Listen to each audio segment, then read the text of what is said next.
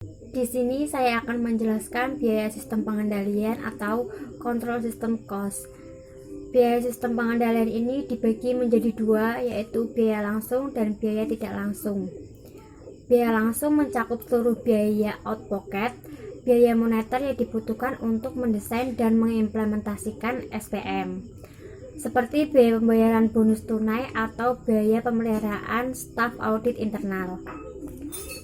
Biaya tidak langsung dapat dikurangi oleh biaya langsung pengendalian yang disebabkan oleh sejumlah efek samping yang merugikan, termasuk perubahan perilaku, kecakapan bermain game, dan penundaan pekerjaan dan perilaku negatif. Saya Niswa Gida akan menjelaskan tentang desain dan evaluasi sistem pengendalian manajemen. Jadi seorang manajer sebelum mendesain mereka harus mengetahui dulu setidaknya dua hal. Yang pertama, jenis pengendalian apa yang paling tepat untuk digunakan, dan yang kedua, seberapa ketatnya pengendalian yang akan mereka aplikasikan. Untuk mengetahui jenis apa yang paling tepat digunakan, manajer juga harus mengetahui dulu kelemahan dan kelebihan dari masing-masing setiap jenis pengendalian. Jenis pengendalian sendiri ada 3. Pertama, pengendalian personal, pengendalian tindakan, dan yang terakhir adalah pengendalian hasil. Pertama, pengendalian personal. Pengendalian personal yaitu pengendalian yang membantu kecenderungan alami karyawan untuk memastikan dan memotivasi diri mereka sendiri. Pengendalian personal sendiri memiliki 3 tujuan utama. Yang pertama, beberapa jenis pengendalian membantu mengklarifikasikan harapan dengan cara memastikan bahwa setiap karyawan bertindak sesuai dengan keinginan perusahaan. Dan yang kedua, membantu untuk memotivasi setiap karyawan bahwa mereka mampu karena mereka memiliki pengalaman, kecerdasan, serta sumber daya yang ada di dalam diri mereka sendiri. Dan yang terakhir, meningkatkan kemungkinan bahwa setiap orang memiliki self-mentoring atau hati nurani yang akan mendorong mereka ke hal-hal yang lebih positif dan lebih percaya dengan diri mereka sendiri. Pengendalian kedua yaitu pengendalian tindakan.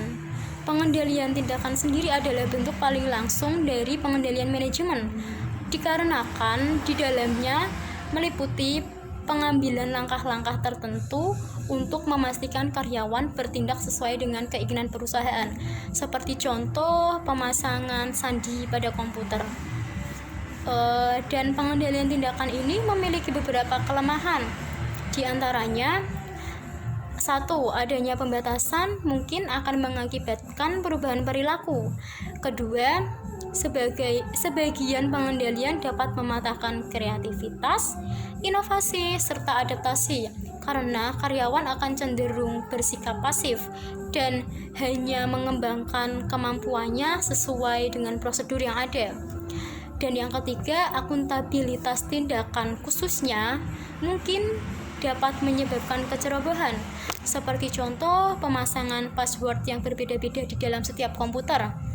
Hal itu akan mendorong karyawan untuk menyimpan password atau sandi komputer tersebut di dalam pesan surel, dan hal ini akan menyebabkan kecenderungan keamanan dan hasil yang berbalik dengan apa yang telah direncanakan sebelumnya. Dan yang terakhir, mungkin dapat menimbulkan pengaruh negatif karena bagi mereka yang tidak suka bekerja di bawah pengendalian tersebut atau mereka yang lebih kreatif serta inovatif akan mengeluarkan diri dari perusahaan tersebut. Dan yang terakhir adalah pengendalian hasil. Pengendalian hasil sendiri ini adalah tipe pengendalian yang melibatkan pemberian imbalan atau insentif atas kinerja seorang karyawan. Pengendalian hasil ini memiliki beberapa kelemahan, diantaranya 1. Hasil pengukurannya sering tidak sempurna dan sulit untuk mengantisipasi atau menyelesaikan masalah pada pengukuran ini. Kedua, membedakan resiko pada setiap karyawan. Jadi semakin banyak resiko-resiko dan itu akan menambah waktu serta biaya mungkin. Ketiga, tidak optimal pada sejumlah target kinerja. Tetapi, pengendalian hasil juga memiliki beberapa keunggulan. Pertama, dapat menjadi pengendalian yang efektif.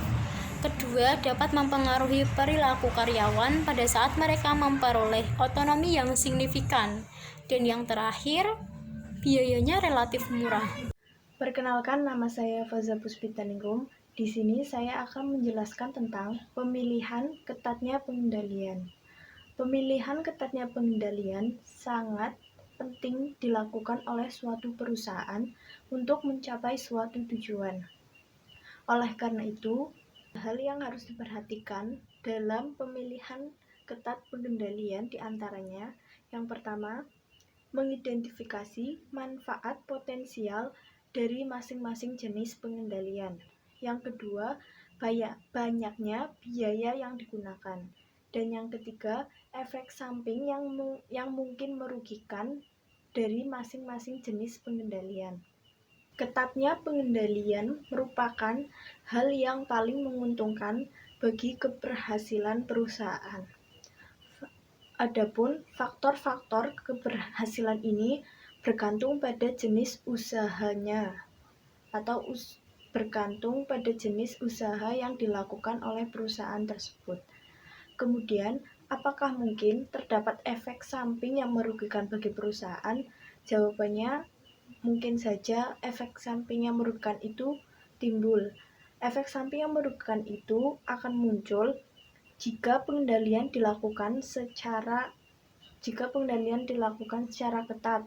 Contohnya, jika lingkungan kerja tidak dapat diprediksi dan tingginya kebutuhan akan kreativitas seperti perusahaan berteknologi tinggi.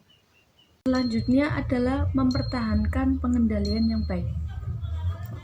Penyebab masalah yang dihadapi perusahaan seringkali beragam. Salah satu penyebabnya adalah pemahaman yang tidak sempurna mengenai penentuan dan atau pengaruh dalam pengendalian manajemen dalam penentuannya. Penyebab lain adalah kecenderungan manajemen untuk mengendalikan implementasi pengendalian manajemen pada bisnis lain yang kecenderungannya lebih menekan. Tidak mudah untuk tetap menjaga pada tempatnya, karena sistem pengendalian manajemen yang sesuai dalam jangka waktu yang lama, khususnya ketika perusahaan beroperasi pada lingkungan yang berubah dengan cepat. Oleh karena itu, kritik terhadap sistem pengendalian manajemen harus dilakukan dengan kewaspadaan. Pengendalian yang tampaknya longgar mungkin memiliki manfaat yang tersembunyi seperti kreativitas yang tinggi, semangat kerjasama, atau biaya yang rendah. Assalamualaikum warahmatullahi wabarakatuh. Perkenalkan, nama saya Taufik. Saya dari kelompok 3. Di sini saya bagian dari studi kasus. Nah, kan saya jelaskan sedikit tentang studi kasus dari kasus diagnostik produk corporation. Jadi, perusahaan menginginkan pencapaian hasil yang lebih banyak atau lebih baik pada tahun 2005 dan tahun sebelumnya atau tahun 2004. Dan pada tahun 2004, perusahaan telah mengimplementasikan sebuah program bonus kinerja untuk Amerika berdasarkan FSE. Program baru tersebut meliputi pemberian imbalan bagi FSE berdasarkan pada pencapaian mereka. Secara historis, program tersebut mampu mencapai angka 70% untuk penjualan produk ke luar negeri dan telah melampaui pertumbuhan penjualan bagi domestik. Nah, itu dari studi kasus.